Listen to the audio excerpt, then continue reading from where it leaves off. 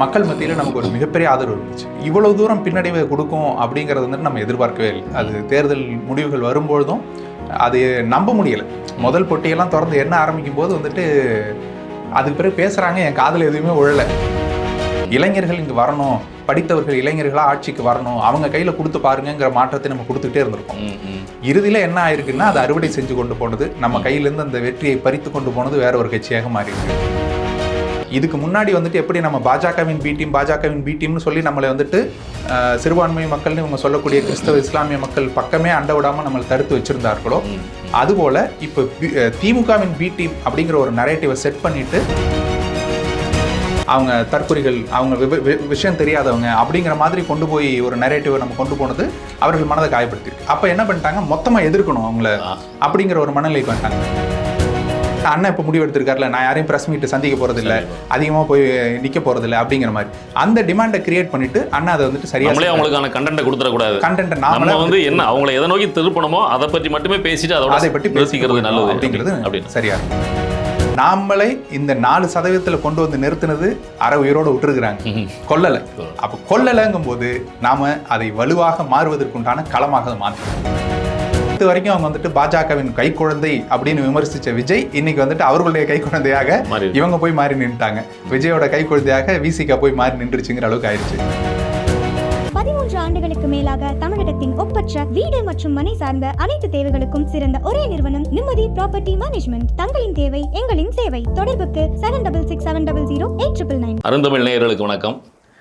இன்றைக்கு நம்ம வந்து பல்லாவரம் சட்டமன்ற தொகுதியினுடைய நாம் தமிழர் கட்சியினுடைய வேட்பாளரும் நாம் தமிழர் கட்சியினுடைய மருத்துவ பாசறையினுடைய மாநில ஒருங்கிணைப்பாளருமான மருத்துவர் கார்த்திகேயன் அவர்களை இந்த சென்ற சட்டமன்ற தேர்தலில் பல்லாவரம் தொகுதியில் போட்டியிட்டது குறித்தும், தேர்தலுக்கு பின் மக்கள்கிட்ட அவருடைய அணுகுமுறை, நாம் தமிழர் கட்சி தேர்தலுக்கு பின் எதை மாதிரி வியூகங்களெல்லாம் எடுக்க போகுதுன்னு அவர் நினைக்கிறார் அப்படின்றது குறித்துலாம் கலந்துரையாட போகிறோம். வாங்க போய் சந்திப்போம். வணக்கம் டாக்டர். வணக்கம். வணக்கம். நல்லா இருக்கிறேன். நீங்கள் எப்படி இருக்கிறீங்க? நலமாக இருக்கீங்க. ஆமாம், நீங்கள் பல்லாவரம் சட்டமன்ற தொகுதியில் மிக கடுமையான களப்பணி. பரவலாக எல்லாருமே கார்த்திகேயன், அதாவது நாம் தமிழர் கட்சியில் அண்ணன் சீமானுக்கு அப்புறம் கார்த்திகேயன் வெற்றி பெறுவதற்கு வாய்ப்பு இருக்குது அப்படின்னு ஒரு பேசு பொருளே இருந்தது. அண்ணன் சீமான் வந்து கடைசியாக சென்னை சுற்றுப்பயணத்தை முடிச்சுட்டு அவருடைய சொந்த தொகுதிக்கு போகிறதுக்கு முன்னாடி கடைசி கூட்டம் உங்கள் கூட்டம் தான். நான் அந்த கூட்டத்துக்கே வந்திருந்தேன். அண்ணன் உள்ளுக்கு வரும்போது அங்கே வந்து இளைஞர்கள், இளம் பட்டாளங்கள் ஆர்ப்பரித்து அவரை வந்து வரவேற்றது வச்சது இதெல்லாம் பார்க்கின்ற பொழுது மிகப்பெரிய ஒரு எழுச்சி இருந்தது. ஆனால் அதனுடைய முடிவுகள் வரும்போது தலைகளாக இருந்தது. இந்த தேர்தல் என்ன உங்களுக்கு சொல்லி கொடுத்துச்சு? நீங்கள் அங்கே என்ன கற்றுக்கிட்டீங்க? என்ன களப்பணி செஞ்சீங்க? இப்போ அது எல்லாருக்குமே ஒரு மிகப்பெரிய அடி தானே. நான் இவ்வளோ நாள் எடுத்துக்கிட்டதுக்கு காரணமும் அதுதான். இது வரைக்கும் நம்ம வந்துட்டு யாருக்கிட்டையும் பேசவும் இல்லை, பேட்டியும் கொடுக்கல, எதுவுமே பண்ணல. ஒரு அமைதி தேவைப்பட்டுச்சு. காரணம் என்னன்னாக்கா, நமக்கு அந்த களப்பணி நம்ம பண்ணது, மக்கள் நம்ம கொடுத்த ஆதரவெல்லாம் மிகப்பெரிய ஆதரவு இருந்துச்சு. இன்னும் சொல்லப்போனால் நாம் தமிழர் கட்சியில் நடந்த அத்தனை தேர்தலையும் நான் வேட்பாளர் நின்றுருக்கேன். 2016 தவிர மற்ற 19, 21, 24, இப்போ 26ன்னு 4வது தேர்தலில் நான் வந்துட்டு வேட்பாளர் நிற்கிறேன். ஒவ்வொரு தேர்தலையும் நமக்கு மக்கள்கிட்ட இருக்கக்கூடிய வரவேற்பு என்ன அப்படிங்கிறது நமக்கு தெரியும், ஒரு பல்ஸ் தெரியும். அப்போது அப்படி தெரியும் பொழுது எந்த தேர்தலையும் இல்லாத அளவுக்கு நமக்கு இந்த தேர்தல் அவ்வளோ வரவேற்பு இருந்துச்சு மக்கள் மத்தியில். நம்ம எந்த தெருவில் திரும்பினாலும் அங்கே வந்துட்டு ஒரு கை உயர்ந்து நாம் தமிழர் அப்படின்னு சொல்றதா இருக்கட்டும். என்னோட உயர்த்துறவங்க உங்களுக்கு ஏற்கனவே அறிமுகமான கட்சிக்காரங்களா இருப்பாங்க? யாருமே இல்லை, பொதுமக்கள். பொதுமக்கள். இன்னும் சொல்ல போனாக்க இளைஞர்கள்ல இருந்து வயசானவங்க நிறைய பேர், அந்த மாதிரி உள்ளவங்கலாம், வயது முதிர்ந்தவர்கள் இவ்வளவு தூரம் சொல்லி நான் பார்த்ததே இல்லை. ஒரு பாட்டி வந்து சொல்லிட்டு போறாங்க, கையை காட்டு நாம் தமிழர்னு சொன்னதெல்லாம் நான் வந்துட்டு இது வரைக்கும் பார்த்ததே இல்லை. அந்த அளவுக்கு வந்துட்டு மக்கள் மத்தியில் நமக்கு ஒரு மிகப்பெரிய ஆதரவு இருந்துச்சு. அது இவ்வளவு தூரம் பின்னடைவை கொடுக்கும் அப்படிங்கிறது வந்துட்டு நம்ம எதிர்பார்க்கவே இல்லை. அது தேர்தல் முடிவுகள் வரும்பொழுதும் அது நம்ப முடியலை. முதல் பொட்டியெல்லாம் திறந்து என்ன ஆரம்பிக்கும் போது வந்துட்டு அதுக்கு பிறகு பேசுகிறாங்க, என் காதில் எதுவுமே உழலை. அவங்க என்ன நடக்குதுங்கிறத எனக்கு உணர்ந்து புரிஞ்சுக்கிட்டு 2வது சுற்று 3வது சுற்று என்றதுக்குள்ளே நான் வெளியாயிட்டேன். அப்போ அந்தளவுக்கு வந்துட்டு நமக்கு ஒரு பேரடியை மக்கள் கொடுத்துருக்குறாங்க. காரணங்கள் பல இருக்கலாம். அது ஒரு அலைங்கிறாங்க, விஜயுடைய மோகங்கிறாங்க, சினிமா மோகங்கிறாங்க, ஒரு மாற்றத்தை அவர் உருவாக்கிடுவார்னு மக்கள் நம்பிட்டதா சொல்கிறாங்க. இது எல்லாமே இருக்குது. மக்கள்கிட்ட இந்த விதையை விதைச்சது நாம. இந்த திமுக வேண்டாம், அதிமுக வேண்டாம், இரண்டுமே ஊழல் கட்சிகள், இரண்டுமே வந்துட்டு ஒன்னோட ஒன்று ஊறிய மட்டைகள், இது வேண்டாம், இதை தொடச்சி எரியணும் அப்படிங்கிறத இந்த விதைச்சு கொண்டு வந்தது நாம. மாற்றம் நிச்சயமாக இங்கே தேவை அப்படிங்கிறது இந்த திராவிட கட்சிகள் இல்லாத ஒரு கட்சி வரணும் அப்படிங்கிறத வந்துட்டு சொல்லிருக்கோம். இளைஞர்கள் இங்கே வரணும், படித்தவர்கள் இளைஞர்களாக ஆட்சிக்கு வரணும், அவங்க கையில் கொடுத்து பாருங்கிற மாற்றத்தை நம்ம கொடுத்துக்கிட்டே இருந்திருக்கோம். இறுதியில் என்ன ஆயிருக்குன்னா அது அறுவடை செஞ்சு கொண்டு போனது, நம்ம கையிலேருந்து அந்த வெற்றியை பறித்து கொண்டு போனது வேற ஒரு கட்சியாக மாறி இருக்குது. இல்லை, அதுக்கு என்ன காரணம் அப்படின்னு நினைக்கிறீங்க நீங்கள்? படித்தவர்கள் வரணும் அப்படின்னு அதோட இந்த கேள்வியோட சேர்த்து இன்னொரு கேள்வியும் சேர்த்தே வச்சிடறேன். அதுக்கு என்ன காரணம்னு நினைக்கிறீங்க? இன்னொன்று, படித்தவர்கள் வரணும் அப்படின்னு சொல்லி விரும்புனீங்கன்றது உண்மைதான். அப்போது நீங்கள் நினைத்த மாதிரியே படித்தவர்கள் வந்திருக்காங்கன்ற பொருள் அதில் இருக்குது. ஆனால் இப்போ வருகிற செய்தியை பார்க்கும்போது படித்தவர்கள் வந்திருக்கிறாங்க, ஆனால் அவங்க படிப்பு சரியான படிப்பு தானான்றது பெரிய விமர்சனத்துக்குள்ளாகுது இல்லையா? அது குறித்து என்ன நினைக்கிறீங்க? இல்லை, நாம இதை மக்கள்கிட்ட விதைச்சு சொல்கிறேன். படித்தவர்கள் வரணும், இளைஞர்கள் வரணும், குற்றப்பின்னணி இல்லாதவர்கள் வரணும் அப்படிங்கிறத நாம மக்கள்கிட்ட விதைச்சோம். அப்போ அவங்க வந்துட்டு ஒரு ப்ரொபகண்டாவை வைக்கும்போது அதை நம்பிட்டாங்க. இவங்கெல்லாம் உண்மையிலே படித்தவங்க, இவங்கெல்லாம் வந்துட்டு இது பண்ணுறாங்க அப்படிங்கிற மாதிரியும். எனக்கு என்ன தோணுது அப்படின்னாக்க, அவர்கள் காட்டிய கூட்டமும் அவர்கள் பண்ண செலவும் அவங்க வந்துட்டு காமிச்ச ஒரு பிரம்மாண்டமும் மக்கள் மத்தியில் என்ன ஒரு நம்பிக்கையை கிரியேட் பண்ணிருச்சுன்னா, இவங்களால கொண்டு வர முடியாத மாற்றத்தை இவங்க கொண்டு வந்துருவாங்க அப்படிங்கிற நம்பிக்கை பெற்றுட்டாங்க. அதனாலதான் அவங்க இதா போயிடுச்சு.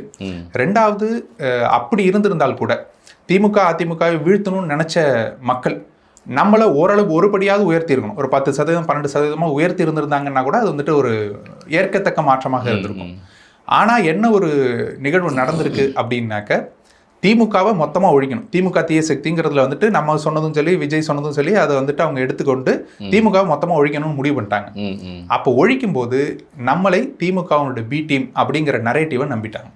இதுக்கு முன்னாடி வந்துட்டு எப்படி நம்ம பாஜகவின் பி டீம்னு சொல்லி நம்மளை வந்துட்டு சிறுபான்மை மக்கள்னு இவங்க சொல்லக்கூடிய கிறிஸ்தவ இஸ்லாமிய மக்கள் பக்கமே அண்ட விடாமல் நம்மளை தடுத்து வச்சிருந்தார்களோ, அதுபோல இப்போ திமுகவின் பி டீம் அப்படிங்கிற ஒரு நரேட்டிவை செட் பண்ணிட்டு அதை பண்ணிட்டாங்க. அதுக்கு நாம வந்துட்டு பலிகடா ஆயிட்டோமோ அப்படிங்கிற ஒரு இது தெரியுது. அப்புறம் அந்த மே 18 நிகழ்வு மறைமலை நகரில் நடந்தது. அங்கே நான் பொறுப்பாளராக முன்னாடி இருந்தேன். நீங்கள் உள்ளுக்கு நுழையும் போது அங்கே கண்ட சில காட்சிகள் உண்மையிலே எனக்கு வியப்பாக இருந்தது. அண்ணன் சீமான் அவர்கள் வரும்போது ஒரு ஆர்ப்பரிப்பு எல்லாருக்கிட்டையும் வரும். நீங்கள் வரும்போது இந்த பல்லாவரம் தொகுதியை சார்ந்த உறவுகள் அங்கே நின்றுட்டு இருந்தாங்களா, ஓடி வந்து உங்களை கட்டி பிடித்தாங்க, முத்தம் கொடுத்தாங்க, ஏதோ கொடுத்து உங்கள்கிட்ட கையெழுத்துலாம் வாங்கினாங்க. அங்கே என்ன நடந்தது? அந்த அளவுக்கு நீங்கள் மக்கள்கிட்ட வாக்குகளை வாங்க முடியலன்னா கூட பல்லாவரம் தொகுதியில் உள்ள நாம் தமிழர் தம்பிகள் தன்னுடைய மனதை வெல்லுவதற்கு உங்களுடைய என்னென்ன நடவடிக்கைகள் காரணமாக அமைந்தது? ஏன்னா அதை பார்க்கும்போது எனக்கு கேட்கணும்னு தோணுது. அதனால் கேட்குறேன். இல்லைண்ணா, நம்ம அப்படியெல்லாம் இல்லைண்ணா. எல்லா இதுவுமே நம்ம ஊடகமுகமாக இருக்கிறது ஒரு விஷயம். இப்போ இடும்பவனம் கார்த்தி வரும்போதும் அதே போல் இது பண்ணுறாங்க. சாட்டை அவர்கள் வரும்போதும் வந்துட்டு அவர்களுக்கு அவ்வளோ தூரம் வரவேற்பு கொடுக்குறாங்க. அதெல்லாம் இருக்குது. நாம் ஒரு பர்சனல் கனெக்டில் இருக்கிறோம். நாம் வந்துட்டு யார் புகைப்படம் கேட்டாலும் நம்ம வந்துட்டு நின்று எடுத்து அவங்க கூட நின்று, அன்னைக்கு நிகழ்வு முடிஞ்ச பிறகு பார்த்தீங்கன்னா ராத்திரி 11 மணி ஆச்சு நான் அங்கேருந்து கிளம்புறதுக்கு. அண்ணன் பேசி முடித்த பிறகு 11 மணி ஆச்சு நான் திடலை விட்டு வெளியில் நகர்றதுக்கு. அவ்வளோ தூரம் வந்துட்டு எல்லாரும் கூடயும் நின்று முழுசாக வந்துட்டு நான் புகைப்படங்கள் எடுத்துக்கொண்டு, ஏன்னா அவங்களுக்கும் மனசு உடஞ்சு தானே போயிருந்திருக்கும். அந்த தேர்தல் முடிஞ்ச பிறகு அவ்வளோ தூரம் வருத்தத்தில் இருக்கக்கூடியவங்க தானே. பல்லாவரம்னு இல்லை, மொத்தமாக எல்லா இடங்கள்லேருந்து வரக்கூடியவங்க நம்மளை ஆசையாக விரும்பி, நீங்கள் உழைச்சதை நான் பார்த்தேன், உங்களுடைய நான் காணொலிகளை பார்த்துருக்குறேன் அப்படின்னு சொல்லி நம்மளை வந்துட்டு ஒரு இன்ஸ்பிரேஷனாக எடுத்துக்கும் போது அதுக்கு நின்று அவங்க கூட நின்று புகைப்படம் எடுத்துக்கொண்டு வர்றது தானே. அப்படி நடந்த நிகழ்வு தானே. இல்லை, அது நீங்கள் இப்போ பல்லாவரத்தில் நீங்கள் அவங்கள்ட்ட நடந்துக்கிட்ட முறையை அடிப்படையாக வச்சு தான் அவங்க அங்கே அவங்கள்ட்ட அந்த அன்பை செலுத்தியிருக்க முடியுமென்றதில் தான் அந்த கேள்வி. இன்னொரு முக்கியமான ஒரு கேள்வியை ஒரு கம்பேரிசன் உங்கள்கிட்ட கேட்கணும். ஏன்னா நீங்கள் வந்து ஊடக முகம், இந்த ஜென்சி தலைமுறை வந்து எதை ஆயுதமாக வைத்து இந்த தேர்தல் ஒவ்வொரு விஷயத்தையும் அணுகிறாங்களோ அதில் நீங்களும் ஒரு எக்ஸ்பர்ட் அப்படின்றது எங்களுக்கு தெரியும். தாவேகா காக்ரோச் மக்கள் கட்சி, இது ஒரு ஒப்பீடு எனக்கு தேவை உங்கள்கிட்ட. நான் கூட தனியாக ஒரு காணொலியாக எடுத்து விடணும்னு தான் நினச்சிட்டு இருந்தேன். சொல்லுங்கள், எங்களுக்காக சொல்லுங்கள். உங்களுடைய என்னன்னா, ஒரு கிளர்ச்சி அப்படின்னு வருது அப்படின்னா அந்த கிளர்ச்சிக்கு வந்துட்டு ஒரு காரணங்கள் இருக்கணும். இப்போ நாம் தமிழ் கட்சிங்கிறது ஒரு கிளர்ச்சியான கட்சி தான். எதற்காக அது எழுப்பப்பட்டதுன்னா, தமிழினத்துக்குன்னு ஒரு தலைமுறையை வந்துட்டு அழிச்சு இது பண்ணுறாங்க, ஒரு தலைவரை வந்துட்டு மொத்த நாடுகளும் சேர்ந்து எதிர்க்குது. அப்படிங்கும்போது அந்த தமிழினத்தை மீட்பதற்கு நாம் வந்துட்டு கிளர்ச்சி செய்யணும் அப்படிங்கிற கிளம்புறது வந்துட்டு நாம் தமிழ் கட்சி. இது ஒரு காரணத்தோடு கிளம்பக்கூடிய ஒரு கட்சி. இப்போது திமுக தீய சக்தி, அதை ஒழிக்கணும் அப்படிங்கிறது வந்துட்டு இவர்களுடைய அஜெண்டா. அப்போ யாரை வச்சு ஒழிக்கணும் அப்படிங்கிற கேள்வியெல்லாம் கேட்கவே மாட்டோம். அதை பற்றியெல்லாம் நாங்கள் வந்துட்டு பேச மாட்டோம். அவங்க வர்றவங்க நல்லவங்களா, அவர்களுக்கு இந்த அரசியல் அனுபவபூர்வமாக இருக்குதா, அல்லது வந்துட்டு ஒரு சரியான நிர்வாகத்தை அவர்களால் செய்ய முடியுமா, ஒரு கொள்கை முடிவுகளில் சரியான முடிவு எடுக்க முடியுமா. ஒரு பரந்தூர் விமான நிலையத்தில் இப்போ திணறிட்டு இருக்கிறாங்க, என்ன பண்ணுறதுன்னு தெரியாமல் திணறிட்டு இருக்கிறாங்க. ஒவ்வொரு நிறுவனங்களும் கைவிட்டு இங்கேருந்து ஆந்திராவுக்கு போகுது அப்படிங்கிறாங்க. இப்படியாக இருக்கக்கூடிய விஷயங்கள்ல அவங்களால வந்துட்டு எடுக்க முடியுமா? இதை பற்றியெல்லாம் சிந்தனையே தேவையில்லை. ஒரு மாற்றம் வேண்டும், நாங்க வந்துட்டு யார் நிக்கிறாங்களோ உங்களுக்கு போட்டுடுறோம் அப்படிங்கிற மாதிரி. அப்படியாக இந்த காக்ரோச் ஜனதா பார்ட்டிங்கிறது வந்துட்டு அவங்க என்னன்னா பேசிட்டாங்க, ஜென்சி கிட்ஸை காக்ரோச்னு ஒருத்தர் சொல்லிட்டாரு, அவ்வளவுதான் அவங்களுடைய அஜெண்டா, வேற எதுவுமே தேவையில்லை. அப்படி நிற்கக்கூடியவர்கள் ஒரு முகமாக மாறுகிறார்கள்னா, அவங்க நாளைக்கு ஆட்சிக்கு வந்தாக்க அவங்களுக்கு வந்துட்டு இவ்வளவு பெரிய பொறுப்பை கொடுக்குறோம்னா, இந்தியாவை மொத்தமா கொடுக்குறோம்னா அந்த இந்தியாவை நிதிச்சுமை எப்படி இது பண்ணுவாங்க, எப்படி வெளியுறவு கொள்கையில வகுப்பாங்க, இவங்க என்னவா பண்ண, அதை பத்தியெல்லாம் யோசனையே இல்லை. எங்களுக்கு தேவை ஒரு மாற்றம். அப்ப அந்த மாற்றத்தை நம்ம வந்துட்டு இன்ஸ்டாகிராம்ல யார் வந்துட்டு பெருசா வளர்றாங்க, யார் வந்துட்டு ஒரு ஊடக முகமா வர்றாங்க, அது போதும் எங்களுக்கு அப்படிங்கிற ஒரு மனநிலை இருக்குல்ல, அதுதான் ஒரு மிகப்பெரிய ஆபத்தான மனநிலை. அதுதான் இங்க தமிழ்நாட்டிலேயே நடந்திருக்குது. இந்திய அளவில் அது மாறும் அப்படிங்கிற மாதிரி ஒரு ட்ரெண்டை கிரியேட் பண்ணி விட்டாங்க. அதுக்குதான் இப்ப தடை விதிச்சிருக்காங்க, காக்ரோச் ஜனதா பார்ட்டியை தடை செய்யறோம் அப்படிங்கிற. இப்ப எனக்கு எதனால எந்த அடிப்படையில் இந்த கேள்வி வருது அப்படின்னு சொல்லி சொன்னா, உச்சநீதிமன்ற நீதிபதி வந்து அந்த வேலையில்லாத இளைஞர்கள் அந்த வலைதளங்களை மட்டுமே பயன்படுத்தி கேள்வி கேட்குறாங்க அப்படின்றவனை பற்றி சொல்லும்போது, இவர்கள் வந்து ஒரு காக்ரோச் மாதிரி ஒரு இருக்கிறார்கள் அப்படின்ற அந்த வார்த்தையை பயன்படுத்தினால அவங்க, அதாவது அது இழிவான ஒரு செயல், அந்த ஜென்சி இளைஞர்களை பற்றி இழிவாட்டு ஒரு வார்த்தையை சொன்னாருன்றதுனால 40 லட்சம் பேர் அதில் பின்தொடர்றான். இதில் வந்து கோடிக்கணக்கான பேர் இதில் இன்ஸ்டாகிராமை பின்தொடர்றாங்க அப்படின்ற பொழுது எனக்கு என்ன தோணுதுன்னா, அதுலேருந்து அந்த முதல் கேள்வியை நான் கேட்டேன். நம்ம வந்து நம்முடைய பரப்புரையில் விஜயை பின்பற்றுகிற இளைஞர்களை வந்து தற்குறிகள்னு ஒரு வார்த்தையை பயன்படுத்தி சொன்னோம்ல, இது வந்து அவங்ககிட்ட ஏதாவது எதிர்மறையான விளைவுகளை ஏற்படுத்திருச்சா? அப்படி ஏதாவது நீங்க நினைக்கிறீங்களா? அது உறுதியான நம்ம நிறைய இடங்கள்ல தவற விட்டு இருக்கிறோம். அதுல ஒரு முக்கியமான விஷயம் என்னன்னா, மொத்தமா இந்த ஜென்சி கிட்ஸ் அப்படின்னு சொல்லக்கூடிய இளைஞர் படையை வந்துட்டு நம்ம வந்துட்டு அவங்க தற்குறிகள், அவங்க விஷயம் தெரியாதவங்க அப்படிங்கிற மாதிரி கொண்டு போய் ஒரு நரேட்டிவை நம்ம கொண்டு போனது அவர்கள் மனதை காயப்படுத்திருக்கு. அப்ப என்ன பண்ணிட்டாங்க, மொத்தமா எதிர்க்கணும் அவங்கள அப்படிங்கிற ஒரு மனநிலைக்கு வந்துட்டாங்க. அதை தான் நான் சொன்னேன், நம்மளை வந்துட்டு டிஎம்கேவோட பி டீம்னு முத்திர குத்துறதுக்கு அது வந்துட்டு ஒரு காரணமாக மாறிடுச்சு. ஏன்னா அந்த நரேட்டிவ் ஆரம்பிச்சது யாருனாக்க டிஎம்கே தான் ஆரம்பிச்சது. தற்குறிகள் அப்படிங்கிற வார்த்தையை அவங்க காயின் பண்ணி நரேட்டிவை கொண்டு ஆரம்பிச்சு விட்டுட்டாங்க, நம்ம பேசிட்டோம். ஆனா இதுல நல்லா உற்று கவனிச்சு பார்த்தோம் அப்படின்னாக்க, ஒரு 2-3 பேரை தவிர நாம் தமிழர் கட்சி சார்ந்து பேசக்கூடிய யாருமே தாவேக்காவையோ அல்லது விஜய் அவர்களையோ அல்லது இவர்களையோ தற்குறின்னு பேசவே இல்லை. நம்ம கட்சி சார்ந்தே சாட்டை இடுமோனம் கார்த்தி 2 பேர் தான் வந்துட்டு அவங்க கடுமையாக விமர்சிச்சுட்டு இருந்தாங்க.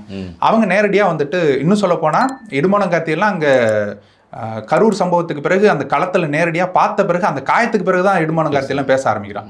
அப்போ அதை வந்துட்டு அவங்க பேசும்போது காயத்துலேருந்து அவங்க பேசுகிறாங்க, வழியிலேருந்து பேசுகிறாங்கும் போது அவங்க 2 பேர் தான் பேசுனாங்க. ஆனா மக்கள் யாருமே மற்றவங்க என்ன கருத்தை முன் வைக்கிறாங்க அப்படிங்கிறதெல்லாம் கேட்கவே இல்லை. இப்போ நான் வந்துட்டு ஒவ்வொரு ஊடகங்கள்லையும் போயிட்டு பேசும்போதும் அதுல வந்துட்டு கண்ணியம் தவறாம, எந்த இடத்துலையும் வந்துட்டு விஜய் அவர்களை வந்துட்டு குறைத்து பேசாம, அவரை வந்துட்டு தனிப்பட்ட வாழ்க்கையோடு வந்துட்டு தாக்காம, இது எல்லாமே நம்ம வந்துட்டு கருத்தில் கொண்டு தான் பேசிக்கிட்டே இருக்கிறோம். அது எல்லாமே கருத்தில் கொண்டு அவர்களை வந்துட்டு பேசுகிறோம். அதே போல் இந்த தற்குறிங்கிற வார்த்தையை நான் இது வரைக்கும் பயன்படுத்தினதே இல்லை. அப்போது அது அந்த விஷயங்கள்லாம் எடுத்து வைக்கிறோம். அப்போ மற்றவர்கள் என்ன பேசுகிறாங்கங்கிறத மக்கள் கவனிக்கவே இல்லை. எப்படி அண்ணா வந்துட்டு 2 மணி நேரம் பேசும்போது 5 நிமிஷம் மட்டுமே விஜயை விமர்சித்தால் அது மட்டுமே தலைப்பு செய்தியாகுது, அது மட்டுமே வந்துட்டு போகுது, வேற எதுவுமே அவர் பேசலை அப்படிங்கிற மாதிரி ஒரு பிராண்டை பண்ணிட்டாங்களோ, அது மாதிரி நாம் தமிழ் கட்சி மொத்த பேருமே விஜய் அவர்களை எதிர்க்கிறது மட்டும்தான் வேலைங்கிறது மாதிரி நாம் தமிழ் கட்சியில் எல்லாருமே தற்குறின்ற வார்த்தையை பயன்படுத்துறாங்க அப்படின்ற மாதிரி அந்த அவங்க வலைதளங்களை பயன்படுத்தி நரேட்டிவை செட் பண்றாங்க. மொத்த கட்சியுமே விஜய் மட்டும்தான் எதிர்க்குது அப்படிங்கிற ஒரு நரேட்டிவை செட் பண்றாங்க. அது எடுபட்டுருச்சு மக்கள். நல்லது. ரைட். இப்போ இந்த ஜென்சி இளைஞர்களை நம்மளை நோக்கி திருப்பணும் அப்படின்னா அதுக்கு என்ன செஞ்சா சரியா இருக்கும் அப்படின்றது உங்களுடைய பார்வையில் சொல்லுங்க. ஜென்சி கிட்ஸை பொறுத்த வரைக்கும் நம்ம அதுக்குன்னு தனியாக பண்ணணும் அப்படிங்கிறதுலாம் இல்லைன்னு, அவர்களுடைய மனம் போன போக்கில் போகக்கூடிய ஒரு வயசு இல்லையா அது, அந்த வயசுல எல்லாருமே அப்படி பண்றது தான். அப்போ நாம் என்ன செய்ய வேண்டியது இருக்குனாக்க, இப்போ இருக்கக்கூடிய ட்ரெண்ட் என்னவா மாறுது அப்படிங்கிறத வந்துட்டு கவனிக்க வேண்டிய சூழல் இருக்கிறோம். குறிப்பாக இப்போதைக்கு இன்ஸ்டாகிராம் இருக்கு அப்படின்னா இன்னும் 5 ஆண்டு காலம் கழிச்சு இந்த இன்ஸ்டாகிராம் இருக்குமான்னு கேட்டால் இருக்காது. அப்போ அடுத்த ட்ரெண்ட் நம்ம வரும்போது அதுக்கேற்ற மாதிரி நம்மளை வந்துட்டு தகவமைத்துக் கொள்றதுக்கு நம்ம தயாராக இருக்கணும். இன்னும் சொல்ல போனாங்க, நாம் வந்துட்டு இன்னும் உணர்வுபூர்வமாக பேசுகிறோம், இவ்வளோ விஷயங்கள் எடுத்து வைக்கிறோம், காடு மலை மணல் அப்படின்னு பேசுகிறோம், ஈழத்தை பற்றி பேசுகிறோம், அங்கே நடந்த போர்க்குற்றங்களை பற்றி பேசுகிறோம். அதை பற்றிலாம் அவங்களுக்கு கவலையே இல்லை. காரணம் என்னென்னா அவங்க அதை பார்க்கவே இல்லை. அப்படி ஒரு நிகழ்வு அவங்க வந்துட்டு அவங்களுடைய வாழ்நாளில் பார்க்கவே இல்லை, அவங்க கேள்விப்பட்டதே இல்லை. அப்படிங்கும்போது அது கனெக்ட் ஆக மாட்டேங்குது அவங்க கூட. அப்போ அவர்களுக்கு கனெக்ட் ஆகக்கூடிய அரசியலை நம்ம அதிகமாக பேசணும். 2வது, இப்போ நாம சொல்றது போல இந்த நரேட்டிவ் செட்டிங்னு ஒன்று இருக்குல்ல, நாம 1 மணி நேரம் பேசினாலும் அதில் 5 நிமிஷத்தை மட்டுமே எடுத்து நமக்கு எதிராக நரேட்டிவை செட் பண்ண முடியும்னு இருக்குல்ல. நான் என்ன யோசிக்கிறேன்னா, அவர்கள் எதை கேட்கணும்னு நாம விரும்புகிறோமோ அதை மட்டும் தான் பேசணும், வேற எதையுமே பேசக்கூடாது. அப்போ நம்மளை பற்றி என்ன ஒரு ப்ரொஜெக்ஷனை கொண்டு போகணும்னு நினைக்கிறோமோ அதை மட்டுமே பேசிவிட்டு நம்ம கட் பண்ணிக்கணும். அப்போ கட் பண்ணும்போது வேற எதுவுமே நம்மளால நரேட்டிவ் பில்ட் பண்ண முடியாத அளவுக்கு நம்ம வந்துட்டு வச்சுட்டே போறோம்னாக்க அவர்கள் மத்தியில் நம்மளுடைய கருத்து மட்டும் போய் சேரும். அப்போ அந்த கருத்தை மட்டும் கொண்டு போய் சேர்க்கறதுக்கு உண்டான வேலைகளை செய்யணும்னாக்க அதிகப்படியான அண்ணன் இப்போ முடிவு எடுத்திருக்காருல, நான் யாரையும் பிரஸ் மீட் சந்திக்க போறதில்லை, அதிகமாக போய் நிற்க போறதில்லை அப்படிங்கிற மாதிரி அந்த டிமாண்டை கிரியேட் பண்ணிட்டு அண்ணா அதை வந்துட்டு சரியா அவங்களுக்கான கண்டென்ட்டை கொடுத்துடக்கூடாது. கண்டென்ட் நாம வந்து என்ன அவங்களை எதை நோக்கி திருப்பணுமோ அதை பற்றி மட்டுமே பேசிட்டு அதை பற்றி பேசிக்கிறது நல்லது அப்படிங்கிறது அப்படின்னு சரியா இருக்கும். சரி, இப்போ இந்த தேர்தல் தோல்வி, இப்போ 29 பாராளுமன்ற தேர்தல் வரப்போகுது, அதுக்கிடையில் உள்ளாட்சி தேர்தல் வரப்போகுது. இதை நோக்கி நாம் தமிழர் கட்சி எதை மாதிரியான பயணத்தை மேற்கொள்ள போகுது, தன்னை தகவமைத்துக் கொள்வதற்கு என்னென்ன திட்டங்கள் செய்ய போகிறாங்க, உங்களுடைய நிலையில் இருந்ததை சொல்லுங்கள். அண்ணன் வந்துட்டு அறிவிச்சிருக்கிறாங்க, நான் வந்துட்டு இந்த அடுத்த மாதத்துலேருந்து ஆரம்பித்து மாவட்டந்தோறும் போய் கட்டமைப்பை வந்துட்டு மறுசீரமைப்பு செய்து எல்லாருக்கும் வந்துட்டு குறைகளை கேட்டு அந்த குறைகளை களைந்து விட்டு நாம் வந்துட்டு கட்சியை மீண்டும் கட்டமைப்போம் அப்படின்னு அறிவிச்சிருக்கிறாங்க. அது கொண்டு போய் சேர்க்கும்போது மக்கள் மத்தியிலையும் நம்ம கட்சிக்காரங்க மத்தியிலையும் ஒரு மிகப்பெரிய மாற்றத்தை, எழுச்சியை மீண்டும் உருவாக்கணும். அடுத்தது கட்டமாக நம்ம உள்ளாட்சி தேர்தலை ஒவ்வொரு முறையும் வந்துட்டு புறக்கணிச்சிருக்கிறோம். நம்ம சொல்ல போனாக்க உள்ளாட்சி தேர்தல் நமக்கு உண்டான தேர்தல் இல்லைங்கிற மாதிரி நம்ம நிராகரிச்சுட்டு பொது தேர்தல் எதுவோ அதில் நம்ம நின்று ஃபோக்கஸ் பண்ணுவோம் அப்படிங்கிற மாதிரி தான் பண்ணியிருக்கிறோம். அப்படி இல்லாமல் இந்த முறை குறைஞ்சபட்சம் நம்ம வந்துட்டு ஒரு 100 கவுன்சிலர் 200 கவுன்சிலர் ஜெயிக்கிற அளவுக்கு நம்ம வந்துட்டு இறங்கி வேலை செஞ்சு உள்ளாட்சி தேர்தலை நமது வசமாக மாற்றணும். அப்போதான் நம்ம நாடாளுமன்றத்தில் என்னவா இருக்கிறோம் அப்படிங்கிறது தெரியும். எது ஒன்று நம்மளை கொல்லவில்லையோ அது நம்மளை வலுவாக்கும் அப்படிம்பாங்க இல்லையா, which doesn't kill you make you stronger, அவ்வளோதான். அப்போது நாமளை இந்த 4% கொண்டு வந்து நிறுத்தினது அரை உயிரோடு விட்டுருக்குறாங்க, கொல்லலை. அப்போ கொல்லலைங்கும் போது நாம் அதை வலுவாக மாறுவதற்குண்டான களமாக அதை மாற்றிக்கணும். இனி மொத்தமாக தொடச்சி எரிஞ்சிருங்கடா, இனிமே எங்களை விட்டுறாதீங்க, நாங்கள் வளர்ந்து வந்து காட்டுவோம், உங்களுக்கு நின்று காட்டுவோங்கிறதுக்கு உண்டான வேலையை வெறித்தனமாக செய்கிறதுக்கு இது நம்மளை வந்துட்டு ஊக்குவிக்குதுன்னு தான் நான் நினைக்கிறேன். அப்போது நம்ம இந்த உள்ளாட்சி தேர்தல்களை மிக வலுவான கேண்டிடேட்ஸாக போட்டு நிறுத்தி அவர்களை வந்துட்டு வெளில வச்சு உள்ளாட்சி தேர்தலில் எங்களோட வெற்றியை வந்துட்டு மிகப்பெரிய அளவில் பதிச்சு. நாம் தமிழர் கட்சிக்கு ஏற்கனவே 6 கவுன்சிலர்கள் இருக்கிறாங்கனாலும் ஆனாலும் இவங்க நரேட்டிவ் செட் பண்ணுறது என்னன்னாக்க ஒரு கவுன்சிலர் கூட இல்லை, வெல்லவே இல்லைங்கிறது தான் சொல்கிறாங்க. அப்போ வெற்றிங்கிறத நமதாக்குவதற்கு உண்டான களமாக அதை மாற்றணும். அதை மாற்றினா தான் நாடாளுமன்றத்தில் நம்மளுடைய ஜம்ப் எவ்வளோ பெருசு இருக்குங்கிறத நம்ம காமிக்க முடியும். ஒரு வில்லு பின்னோக்கி போகிறது வந்துட்டு முன்னோக்கி பாயறதுக்கு தான் அப்படிங்கிறத நம்ம காமிக்கணும்னாக்க அது உள்ளாட்சி தேர்தலில் நம்ம ஒரு மிகப்பெரிய அளவில் பாய்ச்சல் கொண்டு வரணும்னு நினைக்கிறேன். ஸோ இதுவரைக்கும் எந்த இடத்தை நோக்கி நம்ம நகரலையோ அதை நோக்கி நகரணும்னு சொல்லுங்க. நம்ம வந்து சட்டமன்ற தேர்தல் பாராளுமன்ற தேர்தலில் மட்டும்தான் அதை நோக்கி நகர்ந்துருக்கோம். அதெல்லாம் உள்ளாட்சி தேர்தலில் நம்ம நகர்றதன் மூலமாக தான் மக்கள்கிட்ட நெருங்க முடியும் அப்படின்னு உறுதியான உள்ளாட்சி தேர்தலில் நான் பலமுறை வந்துட்டு பல இடங்களில் அதை பதிவு செஞ்சுருக்கேன். ஒரு போர் வீரனுக்கு சொல்லுவாங்க இல்லையா, நீங்கள் வந்துட்டு தோசையை நேரடியாக நடுவில் போய் தொடாதீங்க, ஓரத்துலேருந்து சாப்பிடுவாங்க. அதுபோல் நாம் சில கவுன்சிலர்களை வெல்லாமல் அந்த எம்எல்ஏ தொகுதியை வெல்றதுங்கிறது ஒரு மிகப்பெரிய கடினமான ஒரு விஷயம். கட்டமைப்புகளை நம்ம வலுப்படுத்தாமல் ஒவ்வொரு பூத்துலேயும் நம்ம வந்துட்டு வென்று வராமல் அப்படி கொண்டு வரணும். நான் வெளிப்படையாக சொல்லணும்னா சொல்கிறேன், இந்த தேர்தலை எடுத்து பார்க்கும்பொழுது ஒரு சில பூத்துகள்லையாவது நாம் லீடிங் அப்படின்னு இருந்திருக்கணும். நாம் வலுவாக அந்த பூத்தில் இருந்திருக்கோம், அந்த பூத்தில் வந்துட்டு நாம் லீடிங், மற்ற கட்சிகளை விட நாம் வந்துட்டு அதிகமாக இருக்கிறோம் அப்படிங்கிறது ஒரு சில பூத்துகள்லையாவது இருந்திருக்கணும். அது இல்லாமல் போனது நமக்கு உண்டான வலிமை கம்மியாக இருக்குங்கிறத காமிக்குது. அதை நம்ம கருத்தில் கொண்டு எந்தெந்த இடத்துல நாம் வலுவாக இருக்கிறோமோ அதை முன்னோக்கி எடுத்து அந்த பூத்தை நமக்கு லீடிங்காக மாற்றுறோம் அப்படின்னா தான் நம்ம அந்த கவுன்சிலர்களை வென்றெடுக்க முடியும். அப்போ அந்த கவுன்சிலர்களை வென்றெடுத்து கொண்டு வந்தால் தான் நம்ம வந்துட்டு அடுத்த கட்டத்துக்கு மிகப்பெரிய பாய்ச்சலை பாய முடியும். அதுதான் சரியான அணுகுமுறையாக இருக்கும்னு நினைக்கிறேன். டாக்டர், தேர்தல் முடிஞ்சிருச்சு, தேர்தலுக்கு பிந்தைய அணி சேர்க்கை இருக்குல்ல, இது பரபரப்பாக தமிழக அரசியலில் ஓடிக்கிட்டு இருக்குது. நீங்கள் திமுகவுடன் தான் இருப்போம் அப்படின்னு சொன்ன இடதுசாரிகள் இன்றைக்கி வந்து வேறு இடத்துல போய் நிற்கிறாங்க. பிஜேபி திமுகவை நோக்கி நகருது அப்படின்ற ஒரு கருத்து போய்கிட்டு இருக்குது. அதிமுக உடைஞ்சு கிடக்குது. இதில் வெளியே என்ன சொல்கிறாங்க, அதிமுக நாம் தமிழரை பார்த்து ஏங்கிக்கிட்டு இருக்கின்ற ஒரு கருத்துலாம் இருக்குது. இது வந்து இந்த அணி சேர்க்கை எப்படி நிகழ்ந்தால் எப்படி இருக்கும், எப்படி நிகழ்வதற்கான வாய்ப்பு இருக்குது, உங்களுடைய இதை சொல்லுங்கள். இல்லை, அணி சேர்க்கை நம்ம ஆரோடம் சொல்ல வேண்டியில்லைன்னு நான் நினைக்கிறேன். ஆனால் இப்போ வரைக்கும் அரசியல் சூழல் எங்கே போய் முடியும்னு நினைக்கிறீங்க? நாம் தமிழர் 29 தேர்தலில் தனித்து தான் இருக்க போகிறோம்னு அண்ணன் சீமான் May 18 அறிவிச்சிட்டார். மற்ற கட்சிகள் நிலைப்பாடு இந்த மாதிரி மாறுறதுனால மக்கள் வந்து எந்த மனநிலையில் இருப்பாங்க, அதை அவங்கள எப்படி நம்ம இந்த தேர்தல் எப்படி அடுத்த தேர்தல் எப்படி அணுகுவாங்க, கட்சியினுடைய அணி சேர்க்கையை பொறுத்து. இப்போ நமக்கு வந்துட்டு என்னென்னா, எங்கே வெற்றி இருக்குதோ அதை நோக்கி, எங்கே வந்துட்டு சர்க்கரை இருக்குதோ அதை நோக்கி ஈக்கள் பறந்து போவது போல் எங்கே வெற்றி இருக்குதோ அதை நோக்கி கட்சிகள் பறந்து போயிடும். அப்போ அப்படியாக தான் வந்துட்டு இப்போ தாவேக்கா வந்துட்டு வென்று இருக்குது அப்படிங்கும்போது வெல்லவே மாட்டாங்கன்னு எல்லாரும் நம்பினாருங்க. அது நம்ம மட்டும் இல்லை, எல்லா கட்சிகளும் நம்புது. ஐயா ஸ்டாலின் அவர்கள்லாம் அவரோட குளத்தூர் தொகுதியில் தோற்பாருன்னு சொன்னாக்கா அவர் எப்படி நம்பியிருப்பாரு? ஆனால் அது நடந்துருச்சு. அப்போ அது போல நடக்கும்போது இப்போ விசிகாலாம் நாங்கள் வந்துட்டு வெளியிலேருந்து ஆதரவு கொடுப்போம்னாங்க, இப்போ அமைச்சரவையில் இடம்பெறோங்கிற அளவுக்கு போயிட்டாங்க. நேற்று வரைக்கும் அவங்க வந்துட்டு பாஜகவின் கைக்குழந்தை அப்படின்னு விமர்சித்த விஜய் இன்னைக்கு வந்துட்டு அவர்களுடைய கைக்குழந்தையாக இவங்க போய் மாறி நின்றுட்டாங்க. விஜயோட கைக்குழந்தையாக விசிகா போய் மாறி நின்றுச்சுங்கிற அளவுக்கு ஆயிடுச்சு. அப்போ அவங்க வந்துட்டு அண்ணனுக்கு எதிராக உண்டான பரப்புரைகளை மேற்கொள்றதுக்கு இலங்கையிலேருந்து கூட்டு வந்து ஒருத்தர அவரோட மேடையில் ஏற்றுற அளவுக்கு விசிகாவுடைய தரம் தாழ்ந்து போகிற அளவுக்கு வந்துட்டு நமக்கு தெரியுது.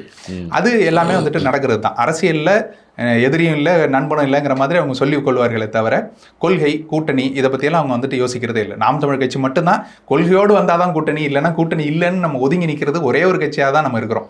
மற்றவங்க எல்லாரும் வந்துட்டு அப்படியே இருந்துட்டு போயிடுறாங்க. நாம் என்ன சொல்கிறோம்னாக்க இந்த கூட்டணி கணக்குகளை எல்லாம் தாண்டி மக்கள் நலனை மட்டுமே யோசிக்கக்கூடிய சக்தியாக நம்ம இருக்கிறோம். அது மட்டும் போதலைன்னு மக்கள் சொல்கிறாங்க நம்மகிட்ட. மீண்டும் என்ன சொல்கிறாங்கன்னாக்க நீங்கள் வென்றா மட்டும்தான் உங்களுக்கு இதே தவிர நீங்கள் வந்துட்டு இது கூட்டணி இல்லாமல் கொள்கையோடு நிற்கிறதெல்லாம் எங்களுக்கு எந்த பயனும் இல்லைங்கிற மாதிரி ஒரு பாடத்தை நமக்கு வந்துட்டு கற்பிக்கிறாங்க.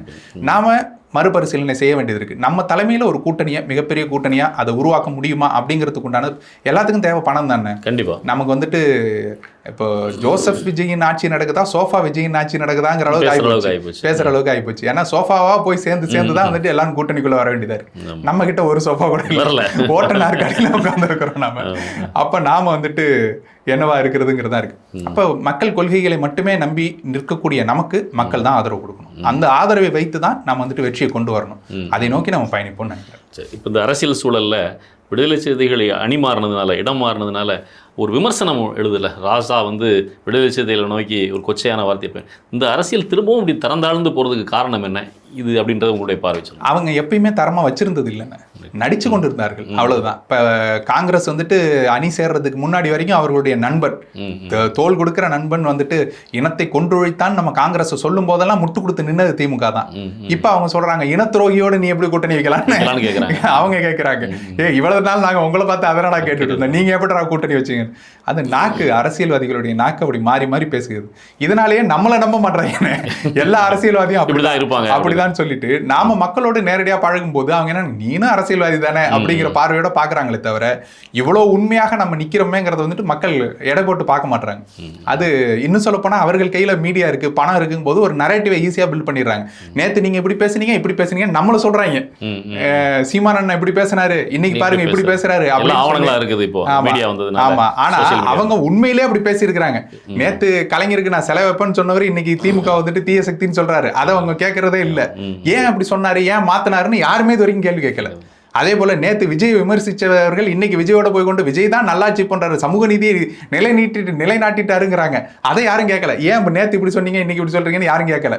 ஆனா நாம பேசுறதை மட்டும் எடுத்து வெட்டி ஒட்டி பரப்புவதற்கு அவர்கள் தயாராக இருக்கிறார். ஒரே ஒரு விஷயம்தான், இந்த கார்ப்பரேட் முதலாளிகளுக்கு எதிராக இந்த ஊழல்வாதிகளுக்கு எதிராக நின்று வெல்லணும்னாக்க அதுக்கு ஒரு மிகப்பெரிய புரட்சி தேவைப்படுகிறது அப்படிங்கிறது மட்டும் நமக்கு தெரியுது. நன்றி டாக்டர்.